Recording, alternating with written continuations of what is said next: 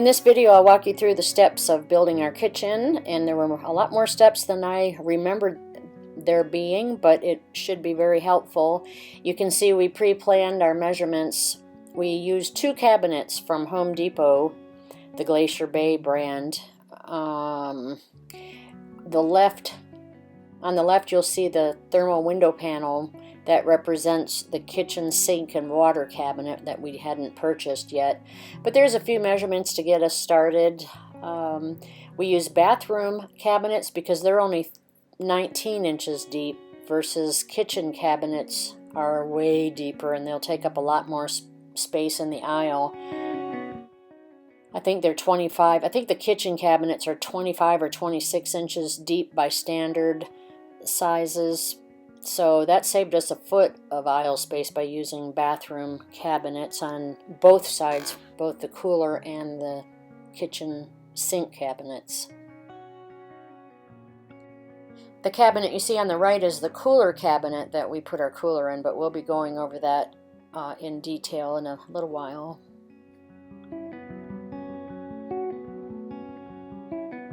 This is the cabinet behind the driver's seat, obviously. This one is 37 inches long.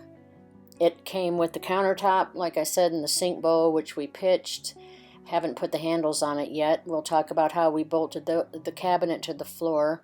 And then the cabinet that is right inside the sliding door, which is our sink and water cabinet, is the 31-inch cabinet in length, at 19 inches deep.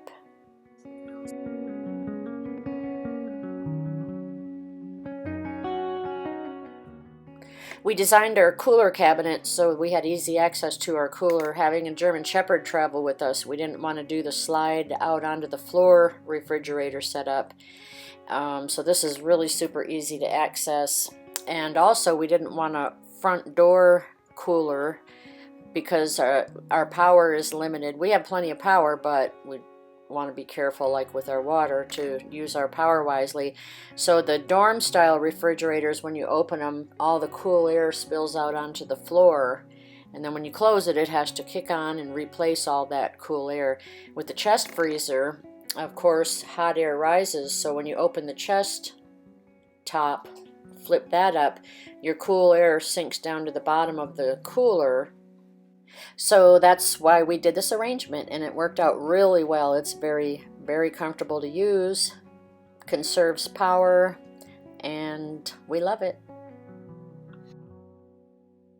And then note the 2 inches of countertop that's to the left of the cooler.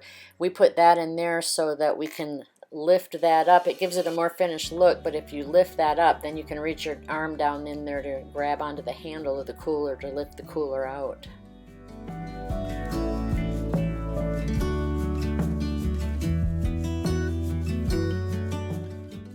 And of course we had to make sure we bought a cooler, and this is an electric cooler.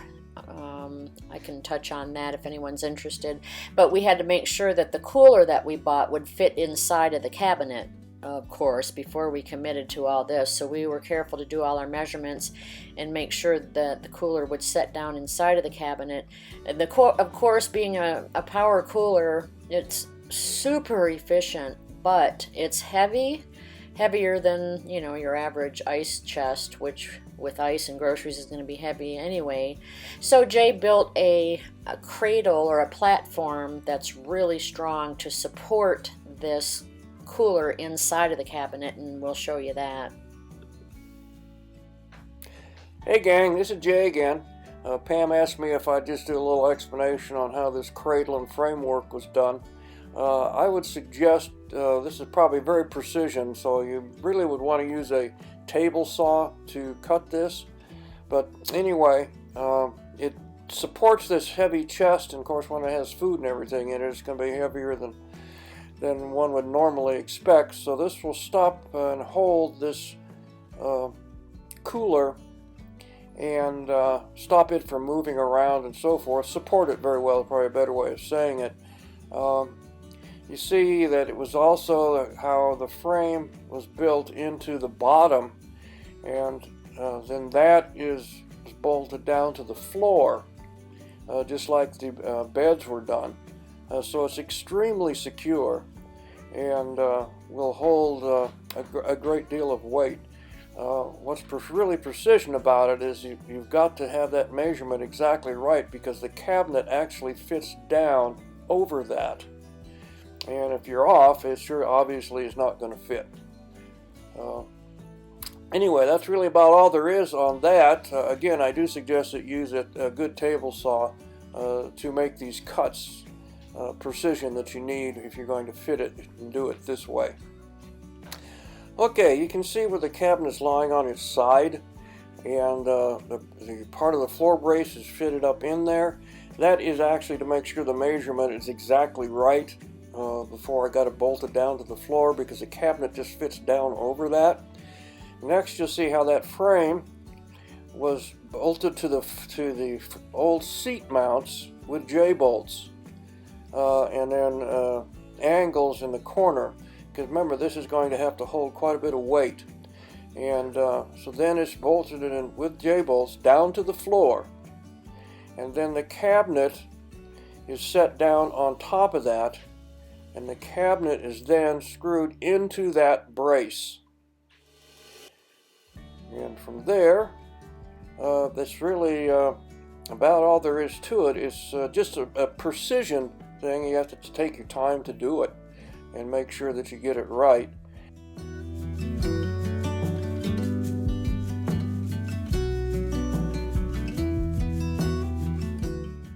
Well, here you get to see the first glimpse of the beautiful pantry that Jay built for me. That was one thing I said I really needed, a place to store groceries and maybe toiletries, whatever we want to put in it. We need space to put things. So of course, before we mounted the cabinet to the floor, we made sure we had room enough for this pantry and the walls on each side of it that encase the pantry, which you'll see here in a few minutes.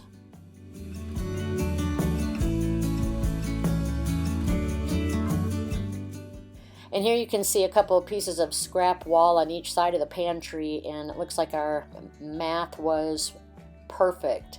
We have enough room for the walls between the bed, bench, and the cooler cabinet to fit our pantry and the walls that encase it.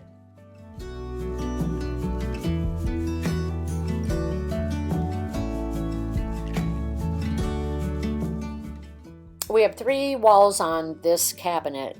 This wall here, you get to see the first one go up. It's notched to meet the overhead liner in the back there. This is laminate wood shelving, 24 inches deep, that Jay had to cut the backs off of, and of course to whatever height we wanted them to be. And then he cut a notch to accommodate the headliner. And so there's the first wall going up. Here you can see 2 walls and the shelf across the top. He built the shelf by hand. I wanted an open shelf without doors and clasps and things that could be tricky while traveling. Just a nice open shelf with a rail around it to hold everything in place. It works beautifully. It looks nice. And like I said, he built it from scratch. So gotta get imaginative and ingenuitive in some of these things. Spit it out, Pam.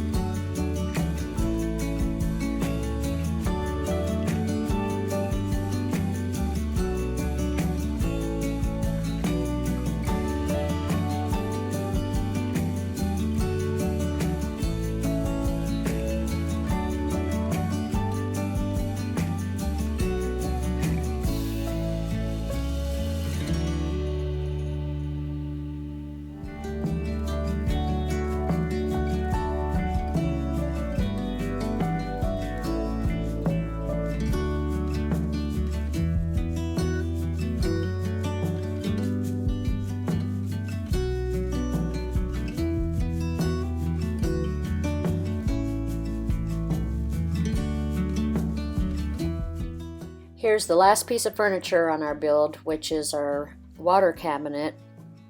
This is a 31-inch matching Glacier Bay cabinet from Home Depot. And it's also the bathroom, 19-inch deep, just a hair under 19 inches deep, which makes for a wider aisle. We knew from all of our research and planning and designing that we wanted to have easy access to filling our water jugs and emptying our gray jug, our gray tank jug. We use 3 or 4, actually we do use 4 5-gallon jerry cans. We fill 3 of those at 15 gallons of fresh filtered water, and then we have one 5-gallon gray tank. Anyway, so because the cabinets that you buy for your bathroom are open in the back against your bathroom wall, it worked out perfectly that this one is open in the back for easy access to those water jugs.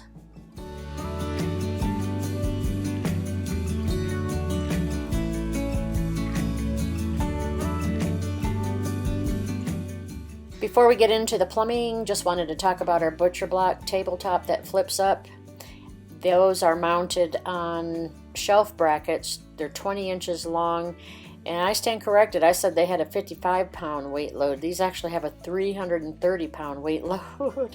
I looked them up. They're made out of stainless steel so they won't rust. They're not painted so the paint won't wear off in places. You just need to make sure that the 2 brackets are parallel to each other and perpendicular to the wall. I'll let you know where we purchased these brackets from. I'll put a link in the description box below. They're a dream. The 2 little levers on the far end of the brackets, you just press those, lift it just a little, lift the shelf a little bit, press those, and it just glides right down like butter, and then you just give it a little snap at the end to push it against the counter, and they're just amazing brackets. We made a really good choice.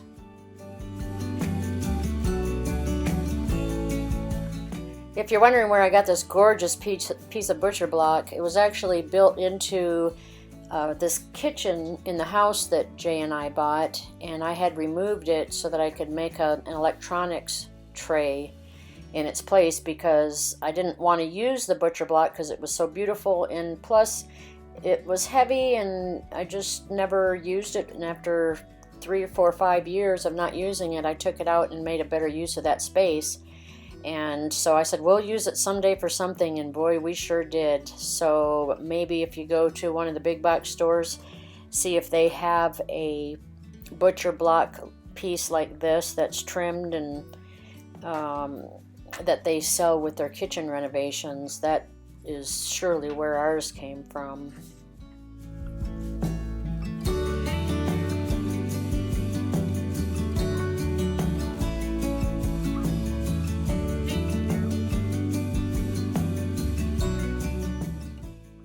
One of the things that I wanted in the kitchen was a countertop or a vessel sink for a few reasons. One, they look really beautiful, but mainly because they saved storage space down inside the cabinet. That leaves room for the plumbing. It leaves room for a shelf under there above the water cans for tin foil and plastic wrap, baggies and things like that. And very happy with this vessel sink. It's a Kraus, Kraus. The faucet is a 360-degree rotatable faucet. Now it only has one line. You can choose hot or cold with this faucet. And what we do, we just leave it open, but you can move it around like a microphone if you want to aim it out the door or whatever. And we use just cold water. We don't have a hot water heater in our rig yet. We may at some time in the future, but for right now I just have a little electric tea kettle that heats water, and so this just pumps out cold water from the cans. Very, very nice setup.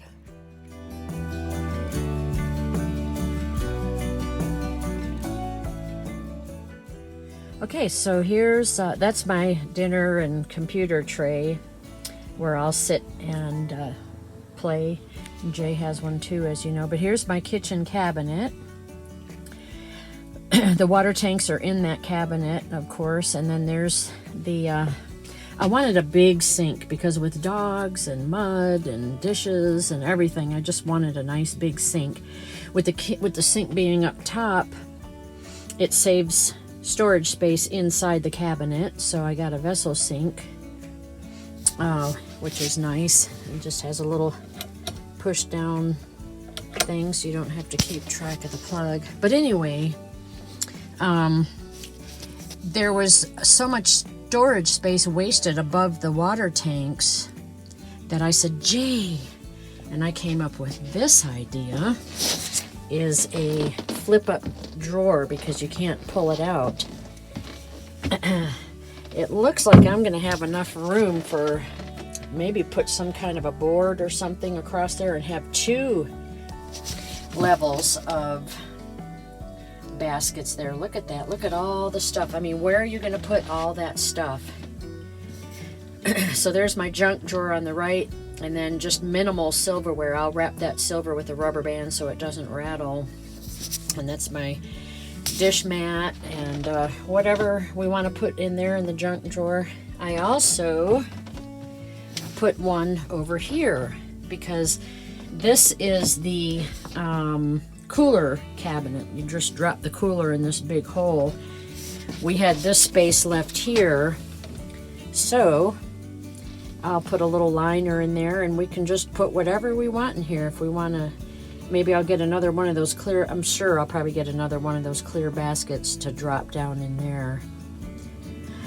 And I told Jay, don't worry about painting it, at least not right now. We can always paint it later.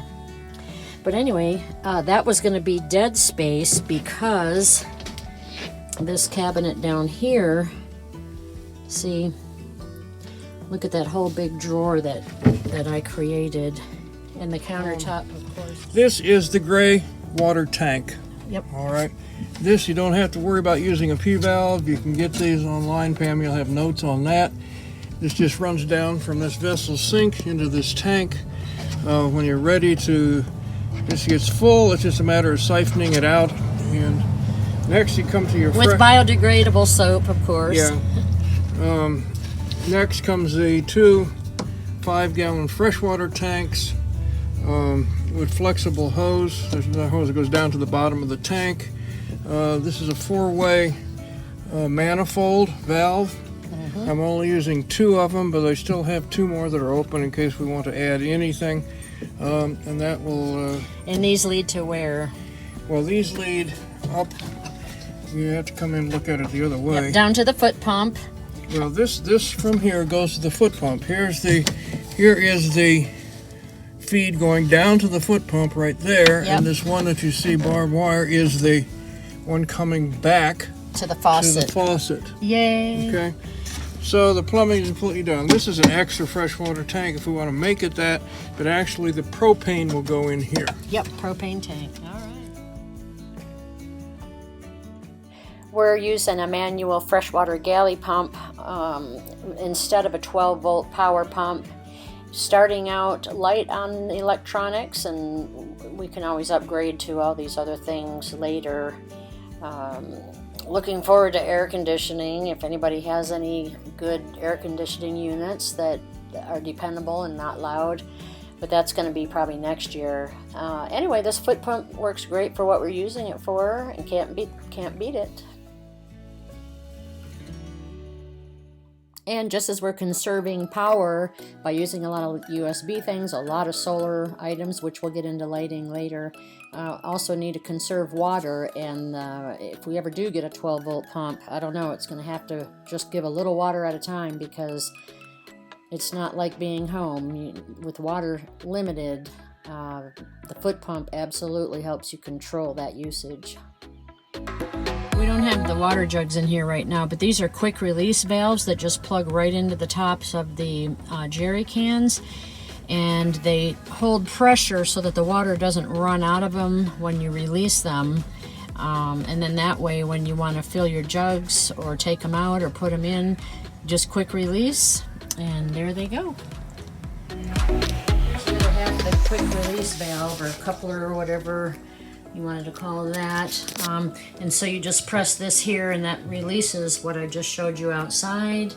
We did cut a hole in the top of the jerry can lid, and then on the inside is a hose that goes all the way to the bottom, and that's how that's connected in up there.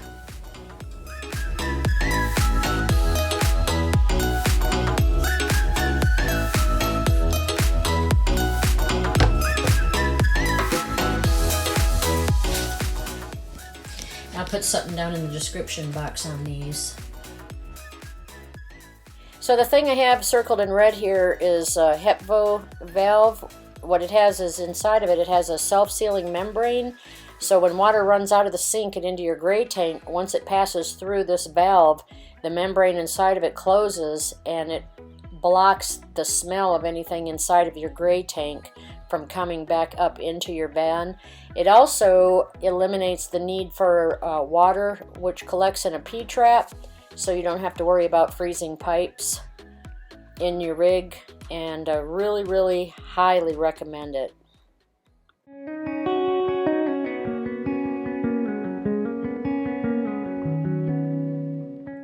So that completes our kitchen build. If you guys have any questions, you can throw them down in the comments section. Thanks for watching, and come on back again when we make another video on our build. I have several other topics I want to cover. Everything from traveling with pets to climate control, how we do power, our bug screens, lighting, and everything. So we're excited to share what we've learned, and we hope that it's helping all of you.